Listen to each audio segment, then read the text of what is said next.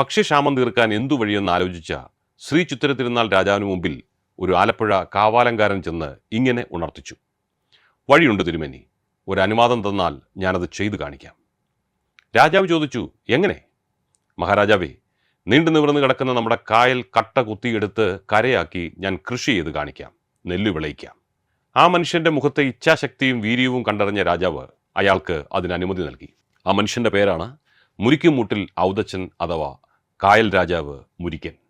കായൽ കുത്തിയെടുത്ത് നെൽവയലാക്കാനുള്ള ആശയം ശ്രീചിത്ര തിരുനാൾ മഹാരാജാവിന്റെ കൽപ്പനയുടെ പിൻബലത്തിൽ നടപ്പിലാക്കിയ ആൾ മുരിക്കുംമൂട്ടിൽ ഔദച്ചൻ അഥവാ മുരിക്കൻ എന്ന ദീർഘവീക്ഷണമുള്ള പോരാളി.